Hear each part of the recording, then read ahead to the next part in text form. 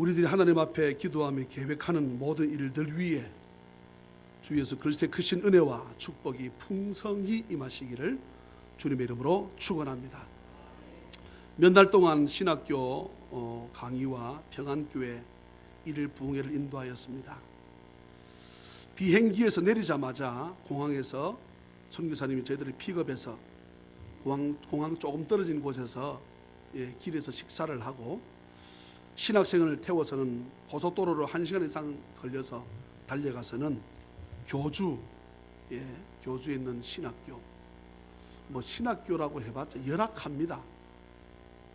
또 신학교를 하다가 공안, 경찰에 적발되면 바로 추방당하지요.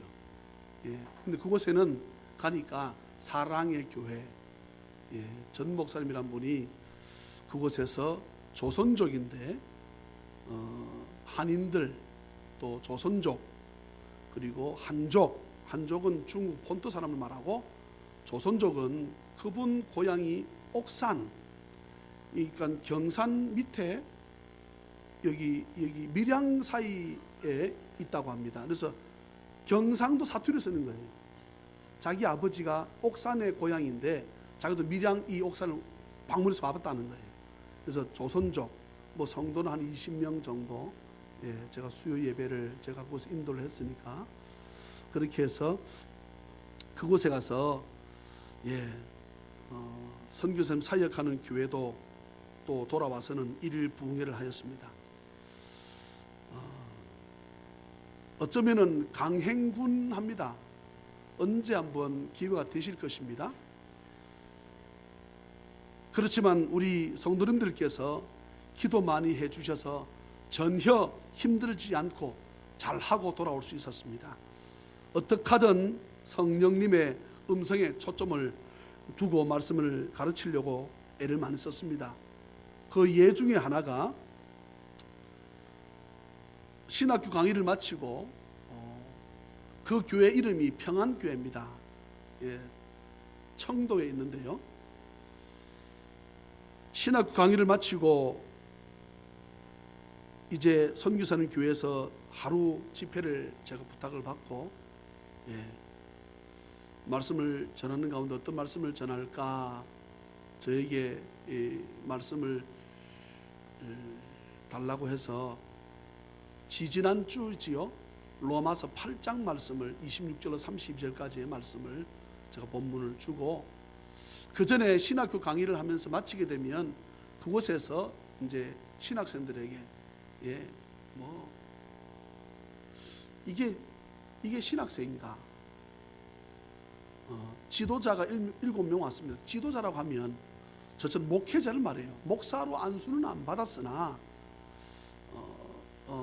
교회의 성도들이 200명, 300명 되는 사람들도 참석을 했어요.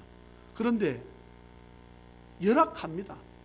손톱에 때는 잔뜩 끼었고 머리는 감지 않아가지고 엉망이고, 이렇게 숙이면 잠바, 속옷 다 나오고, 그래서 제가 이제 그곳에서 강의를 하면서 여러 가지를 하고, 그러면서 이 선교사님하고 점심을 먹고 저녁을 먹으면서 몇 날 동안 얘기를 나누었습니다. 이분이 뭐라고 말을 하는가 하게 되면 중국에 간 지 17년입니다. 본인이 뭐라고 하는가 하게 되면요, 나는 이곳에서 죽겠다. 자기 아내와 함께 이곳에서 나는 복음을 전하다가 우리는 죽겠습니다. 이상하게 한국에 가는 게 요즘 좀 더 어색해졌지, 늘 한국만 가게 되면 한국에 집이 없으니까, 이제 아들 딸밖에 없으니까 이제는 중국이 고향 같고, 가기만 하게 되면 빨리 돌아오고 싶은 마음밖에 없고, 나는 중국에서 죽을 것입니다. 그렇게 말을 하는데요, 나는 그곳에 죽고 싶은 마음 전혀 없어요. 마음이 짠하더라고.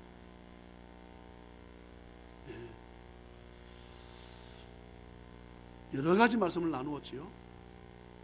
돌아와서 이제 목사님 교회에서 하루 집회를 하는 것입니다. 먼저 한국 사람이 중국에서 교회를 세울 수 없습니다. 세우면 총을 들고 들어와서 그냥 밀어붙여서 쫓아내 버립니다. 예. 이건 외국 사람이 복음을 전할 수 없는 것이에요.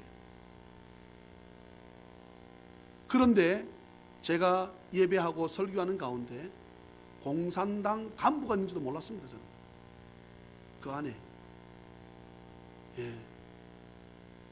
공산당 간부가 선교사님이 희한하게 제가 갈 적마다 왔었다네요.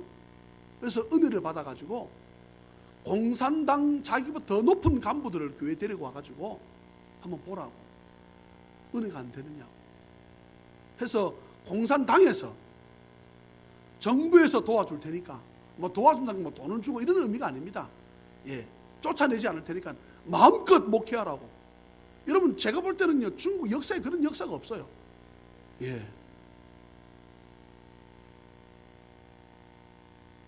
제가 말씀을 전하면서 주변을 교회를 돌아보니까 교회가 우리 현수막 찬양이 넘치는 저쪽부터 요 정도 되니까 한 20평 정도 될까요? 24~5평? 보니까 상황이 많이 바뀌었어요. 그 당시에 화이트보드는요, 여기서 갖다 버리면 이런 거 버렸다고 잡힐 만큼 아무것도 안 써지는 그런 화이트보드였습니다. 화이트보드로 제가 이렇게 신학교로 강의를 해야 되는데 강의가 안 되는 거예요. 그래서 제가 그때 화이트보드 헌금을 하고 왔습니다. 500원. 10만 원을 제가 주고 왔거든요. 뭐 써줘야지 뭐. 너무나 지저분해가지고 우리가 갖다 버리면 이런 거 버렸다 욕 들어먹을 그런 화이트보드를 걸어놓고 있는 거예요. 또 앰프는 뭐 길 가다 버리는 그런 거 주워와가지고 스피커도 찢어지고 이런 거. 근데 상황이 많이 바뀌었더라.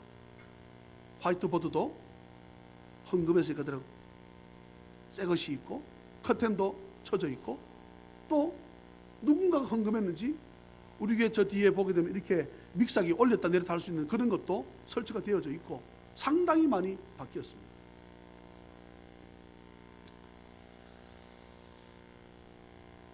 시간이 되어서 예배 시간이 되니까 선교사님을 위해서 어떤 성도는 물을 떠다 놓는 사람도 있고 찬양 인도하는 사람도 생겼고, 교회가 많이 떨어져 있지만 그럼에도 불구하고 한 사람 두 사람 교회를 찾아와서 앉아서는 기도도 하고 주여도 찾고,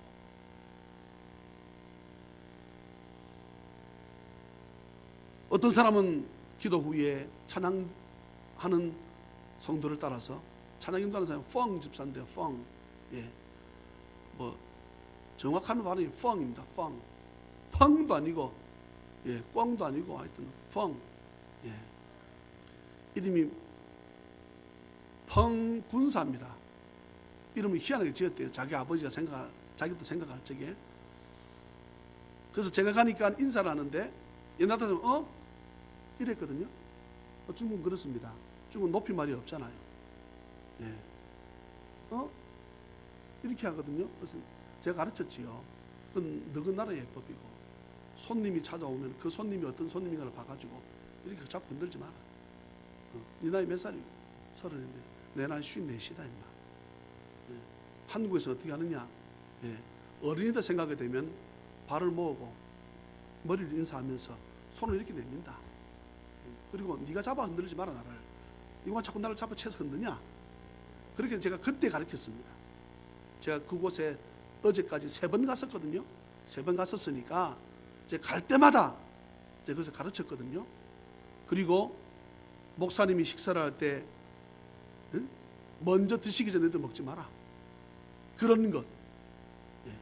음식은 저거들 지가 갖다 놓고 지 혼자 먹고 제가 봅니다. 지가 갖다 놓고 지 혼자 먹고 있는 심하이라. 우린 또 그런 이 꼴을 보기 힘들거든요. 그래서 그렇게 하지 말고 목사님 사모님께 먼저 드리고 그 다음에 너희들 가져가라. 그런 것을 제가 쭉 교육을 지금까지 시켰습니다. 제가 말씀 전하는 시간 되어서 그렇게 제가 얘기를 했습니다. 선교사님과 사모님이 한국 사람인데 이 중국 땅에 와서 복음을 전하다가 죽겠다고 한다. 이곳에서 생을 마감하겠다고 한다. 여러분 어떻게 생각하느냐? 라고 했더니 이쪽 저쪽에서 울기 시작하는 거예요.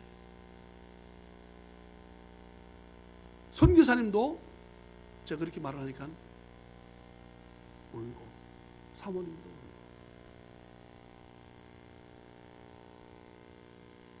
제가 한번 여러분 물어보겠습니다. 그렇게 했어요. 통역 있지요? 예, 김향연이라고 하는 여자 목사님이었습니다. 예, 내가 전하는 대로만 당신 통역을 해라. 의사를 붙이지도 말고 빼지도 마라. 예, 지금 제가 성령에 집중했다는 말을 하고 싶어서 그렇습니다. 제가 뭐라고 물어봤는가 하게 되면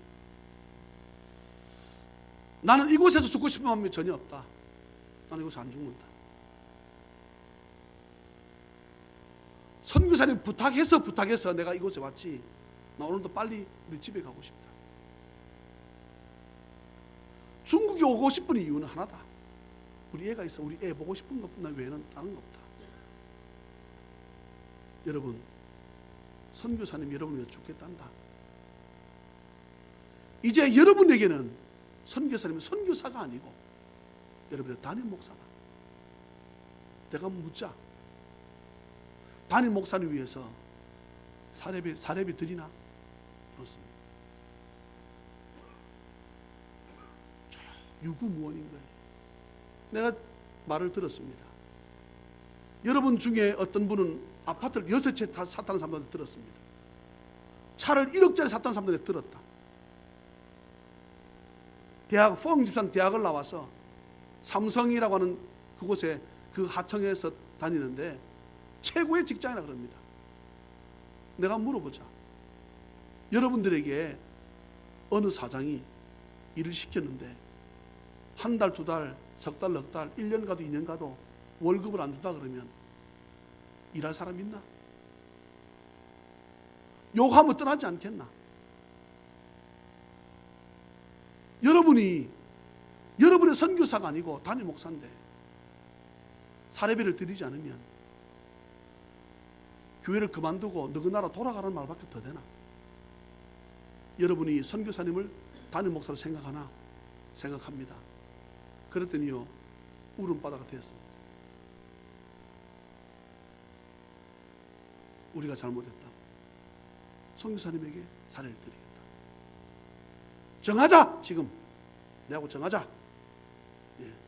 갑자기 뭐 100만 200만 내라 그러면 못할 테니까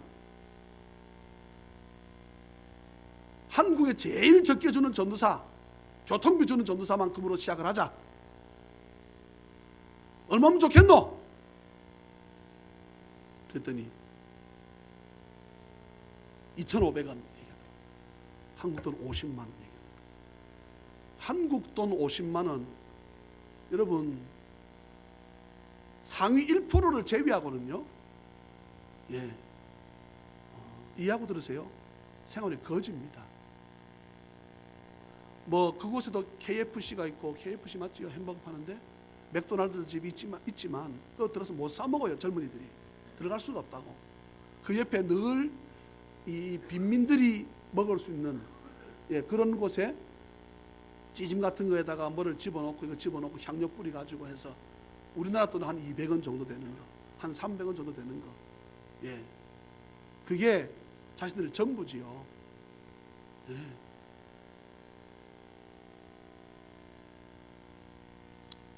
성도들이 그 늦게 오는 거예요. 회개하는 거예요. 해마다 목사님 사례비를 더 올리겠다고 마음을 정하고,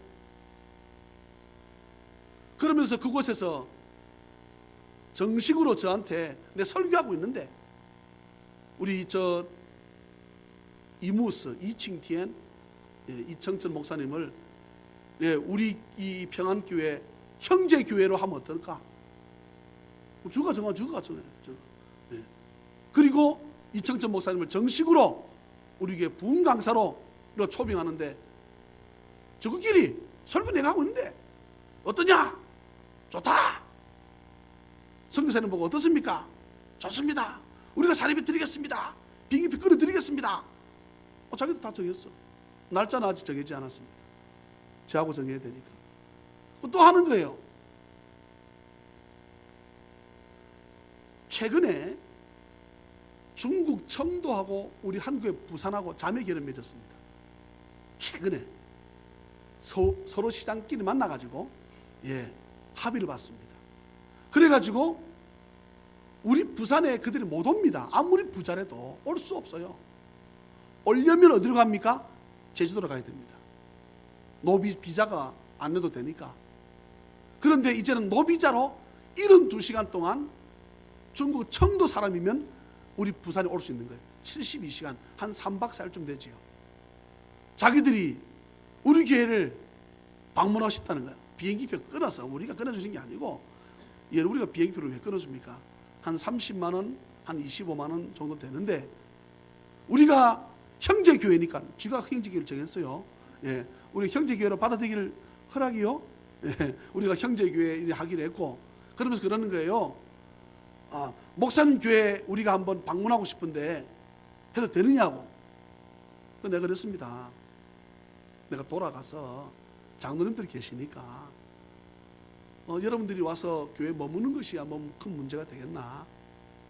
또 뭐 관광하는 게 문제가 되겠습니까?만은 그래도 며칠 동안 교회 묵는 것이니까 내가 장로님들 상의해야 되나 돌아가서 했더니 안 됩니다. 지금 결정을 지으라는 거야. 그래서 장로님 제가요 허락을 하고 왔습니다. 장로님 괜찮습니까? 우리 성도님 어떻습니까? 그들이 자기 비행기표 끊어가지고 우리에게 한번 방문하겠다는 거예요. 그럼 우리가 버스 가지고 나가서 성도가 20명밖에 안 되니 좀 더울 수도 있을 모르겠습니다만은 정확하게 자기들이 비행기표를 끊어가지고 이제 우리가 버스를 가지고 나가서 그들 픽업해서 때로는 이것 광안대교도 좀 넘어가기도 하고 또 자기들이 아주 많은 선물도 가져올 거예요. 우리도 식사 대접하기도 하고 그렇게 우리 교우들 어떻습니까? 아멘입니까? 아멘 약한 거 보니까 이승배 형제가 아멘 하면서 괜찮아. 우리 교인이 아니니까 괜찮은데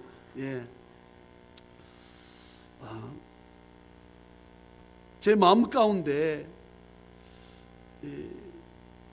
사례에 대해서 말을 하고 싶었다 하는 마음 제 마음에 강력하게 있었습니다. 선교사님이 그러시는 거예요.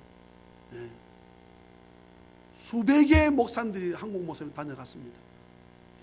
17년 동안 한국에서 목사님들 모시고 들어가야 강의를 할 수 있으니까 수백 명의 지금까지 뭐 숫자가 훨씬 더 된다고 합니다. 한 1000명 가까이 된다고 합니다. 그렇게 많은 목사님 들어갔지만 누구도 중국 교회와 성도가 겁이 나서 헌금에 대해서 말을 한마디도 못했다는 겁니다. 중국 사람들은 헌금을 거의 하지 않습니다. 중국인들 1000명이 돼도 교회가 남한테 얻어야만이 교회가 유지가 될 정도로 성도 1000명 자기 것은 쓰는데 교회에다 헌금하는 것은 아까워서 못 쓰는 거예요. 다음번 제가 하루만이라도 강의하러 오게 되면 내가 그랬거든요. 선교사님이 우리 교회 오시면 단에 서시면 우리 장로님과 상의하는 것이 있다. 단에서는 누구에게든지 우리 교회에서는 주의 종에게 살해하는 것이 법칙이다. 그래서 여러분과 나한테 살해 안 하노? 내가 딱 그랬지요. 그런데 선교사님도 눈을 끄덕 헌금 얘기하면 혹시 안 될지 모른다 이런 두려움이 확 생긴 거예요. 근데 점점 선교사님 얼굴이 평안해지시 하는 거예요. 누구도 그 말을 한 번도 한 적이 없었다는 거죠. 그런데 주의 성령의 의지에서 말을 했더니 다 울었어. 자기들이 이 사람은 이따가 떠나갈 사람인 걸로 생각을 하고 자기 교회 담임 목사 생각지 않고 늘 그냥 뜨내기 정도로 생각했었는데 한 푼도 드릴 생각 없었는데 이들이요 뭐라고 말하는 거 제가 설교하는 중에 사모님이 쓰러졌습니다. 사모님 연세가 제 집사람하고 동갑이에요. 쓰러졌는데 쓰러진 그날 머리에 피가 터졌으니까 머리가 이만큼 커졌지요. 저는 그 당시 머리가 사모님 상당히 길었었는데 가니까 나는 사모님 못 알아봤거든. 왜냐면 여기 이제 머리를 열었으니까, 이 머리를 열었으니까 여기에 흉터가 있는 거예요. 그래서 아줌마 파마를 한 거예요. 뽀글뽀글뽀글하게. 머리 요만큼 자랐는데, 예, 머리를 밀었을 거 아닙니까? 밀어가지고 머리를 열은 거지요. 그래서 피를 제거하고 했는데 가끔씩 놓쳐요. 무엇인가를. 뭐라고 말을 못 하겠지만 무언가를 가끔씩 놓쳐. 지금도 우리가 들어오기 2시간 전인가 들어오셨거든요. 예, 한 달 동안 또 병원에 입원했다가 다시 들어가려고 합니다. 쓰러졌음에도 불구하고 중국 목사님들하고 신학생들 졸업여행을 제주도로 그때 10월 달인가 11월 달인가요 해서, 예, 본래 우리 부산으로 오기로 했었는데 못 오고 중국에서는 제주도로 넘어갔었거든요. 그때 제가 제주도로 가니까 공항에서 연락이 온 거예요. 선교사님이. 난 나를 마중나오러 온 줄 알았어. 그런데 사모님이 쓰러졌는데 사모님이 이 일을 그냥 둘 수 있느냐, 가라. 누가 데려가야 될 거 아닙니까? 누가 갈 겁니까? 그래서 사모님 쓰러진 거 보고 119 신고해서, 119인지 아닌지 모르겠습니다. 하여튼 병원에 신고하고 사모님 병원 실려가는 거 보고 자기는 제주도로 온 거예요. 그런데 병원에서 뭐라는가 하면 머리 수술을 하지 않는 거야. 돈 내라고. 돈 안 내면 수술 안 해준다고 그냥 가면 눕혀놓는. 머리는 점점 커져 눈이 튀어나오려고 그러는데 피가 흘러가지고. 근데 그 소식을 교인이 듣고 쫓아왔답니다. 자기들끼리 모였답니다. 헌금을 모았답니다. 여러분 얼마 모아있을 것 같아요? 그 사람 돈 낼 줄 모른다니까? 헌금이 얼마 나왔을 것 같아요? 네? 말씀해 보셔야지. 그 돈 낼 줄 모른다니까? 근데 헌금이 많이 나왔습니다. 얼마 나왔을 것 같아요? 예? 1200만 원. 삶을 우리가 고쳐야 된다고. 삶을 우리가 고쳐야 된다고. 우리 사모님이 고쳐야 된다고. 너나 나나 할 것 없이 다 헌금을 내가지고요, 사모님을 완전 퇴원시켜버린 거예요. 그런데 그 전에까지는 이제 아무런 교회에서 조치가 안 되니까 선교사님이 제주도로 중국 사람들 데리고 왔다가 두고, 그러면 내가 온다고 하니까 두고 가는 거야. 다시 누군가 사인을 해야 되니까, 수술해라고 사인해야 되니까. 그래서 선교사님이 그러는 거예요. 단에 서가지고 제가 설교 끝나고 내려간 다음에 성도들이 우리 집 사람을 살렸다고, 우리 집 사람을 살렸다고 막 우는 거야. 예. 이렇게 성도들하고, 희한하게 이 목사님은 우리 성도들하고 자기와 관계를 자꾸만 엮어준대. 예.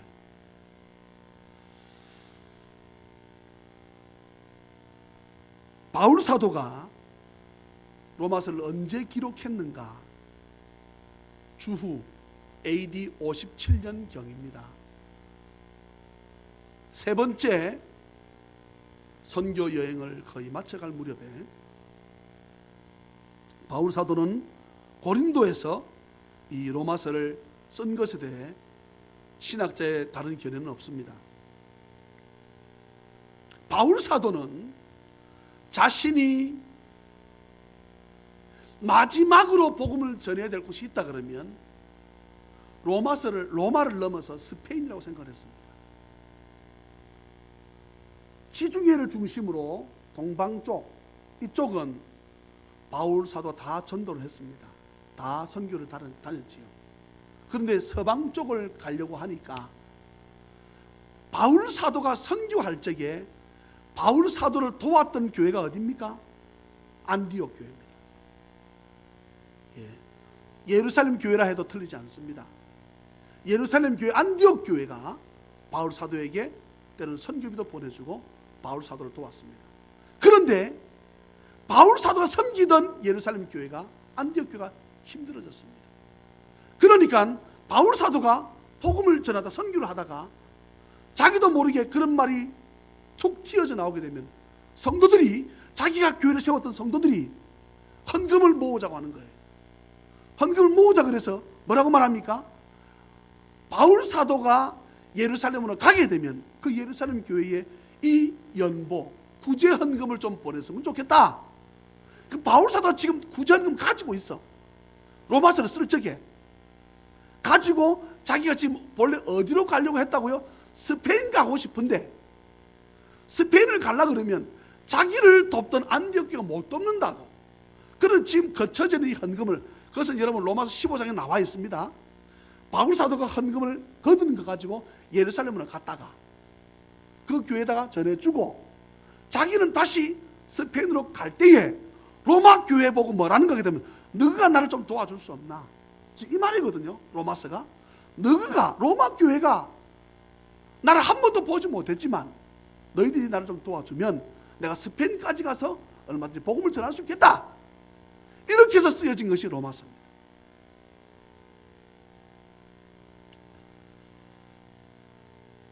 오늘 본문 13, 14절을 저와 함께 한번 같이 읽겠습니다. 13, 14절 시작. 형제들아, 내가 여러 번 너희에게 가고자 한 것을 너희가 모르기를 원하지 아니하노니 열매를 맺게 하려 함이로되 지금까지 길이 막혔도다. 헬라인이나 야만인이나 지혜 있는 자나 어리석은 자에게 다 내가 빚진 자라. 할렐루야. 로마 교회 교인들에게 바울 사도는 여기 13절에 뭐랍니까? 형제들아, 형제라고 부르면서 로마서를 써나가기 시작합니다. 내가 여러 번 너희 로마에 가고 싶었으나 오늘 말씀 보니까 갈 수 있는 길이 어떻게 했다? 막혀서 내가 못 갔다. 나는 너희들 헬라인, 헬라라고 하는 것은요 로마나 그리스, 다르면 히랍 이쪽을 말하고요. 그래서 그러니까 그리스 사람들을 표현할 적에 헬라라고 표현을 합니다. 헬라인이라고. 그러면서 또한 많이 배운 사람들을 말할 적에 헬라인이라고 말을 하죠. 그때 쓰는 표현입니다. 헬라인이나 또 뭐라 그랬습니까? 야만인이나. 이 말은 로마를 벗어난 사람들 또는 다른 말로 많이 배우지 못한 무식한 사람들을 야만인이라고 그때 표현을 했습니다. 그리고 또 뭐라 되어 있습니까? 지혜 있는 자, 어리석은 자에게 바울 사도 말합니다. 다 내가 어떻다?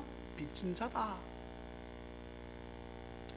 바울 사도는 자신이 예수님이라고 하는 이 비밀과 같은 복음을 전하는데 한 번도 자신을 만나지 못한 사람들에 대해서 복음의 빚진 자라고 하는 거예요. 쉽게 말하면 자기가 만났으면 예수 믿게 전도했을 텐데 자기가 한 번도 만나지 못했으니까 자기를 만나지 못한 사람들에 대해서 나는 여러분들 만나지 못했으니 복음을 전하지 못했으니 나는 여러분들에게 복음의 빚진 자입니다. 이렇게 고백합니다.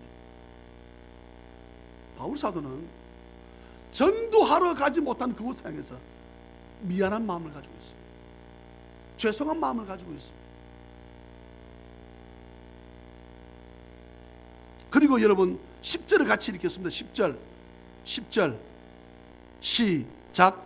어떻게 하든지 이제 하나님의 뜻 안에서 할렐루야.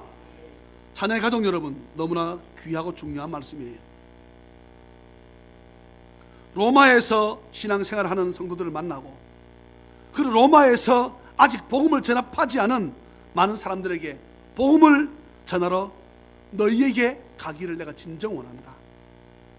그렇지만 이 모든 것이 하나님 뜻 안에서 이루어졌으면 좋겠다. 사랑하는 우리 찬양의 가족 여러분, 어떤 일을 하든, 제가 중요한 말을 합니다. 어떤 일을 하든, 무슨 일을 하고 어떤 계획을 세우든 그 모든 것들이 하나님 뜻 안에서 시행되어지고 이루어졌으면 좋겠습니다. 우리는 언제 하나님의 뜻 안에서의 이 부분을 놓치는가? 지금 제가 선포했습니다. 어떤 일을 하든 무슨 일을 하든 무슨 계획을 세우든 모든 것을 하나님 뜻 안에서 바울 사도는 하려고 하다 보니까 로마로 아직 가지도 못하고 이제 로마로 편지만 쓰게 되는데 내가 너에게 가든 가지 않든 이 모든 일들이 하나님 뜻 안에서 이루어졌으면 좋겠다. 그런데 우리가 한번 가만히 생각해 보세요. 어쩌면 평상시에는 우리가 하나님 뜻 안에서 살고 생활하는지 모르겠습니다. 그럼 우리가 언제 하나님 뜻 안에서 하지 못하고 하나님 뜻을 저버리고 내 뜻대로 하는가? 언제 그럴 것 같아요? 여러분, 언제 그럴 거라고 여러분 스스로 생각합니까? 지금 제가 전하는 말씀이 틀리지 않습니다. 사랑하는 찬양민 여러분, 너무나 다급하고 너무나 중요한 일을 결정지을 때 어쩌면 사실 우리는 하나님의 뜻을 하나님 뜻 안에서 하지 않고 너무나 다급하니 너무나 급하니 너무나 중요하니 그 사람이 경험했던 그 경험 얘기 듣고 내가 생각했던 내 생각 가지고 하나님의 뜻 안에서는 저버리고 우리의 일을 계획하고 실행해 나갈 때가 사실 많습니다. 아니라고 할 수 없을 것입니다. 그다지 중요하지 않을 때는 우리 다 주님 뜻 안에서 하고 있습니다. 그런데 정말로 중요할 적에 내가 고칠 수 없다는 질병의 문제, 내가 넘어설 수 없다고 하는 물질의 문제, 결혼 문제, 자녀 문제, 또한 수많은 중차대한 모든 문제들은 어쩌면은 내가 내 생각, 남의 경험, 이렇게 한다니 고쳐지더라, 이렇게 한다니 해결되더라. 하나님 뜻은 온데간데 없고 완전히 나의 생각에, 사람들의 경험에, 지식에, 상식에, 사람들의 철학에 빠져가지고 내 뜻은 가지고 내 뜻대로, 하나님 뜻은 다 저버리고 없고 내 뜻대로 우리가 계획하고 진행하고 할 때가 얼마나 많은지.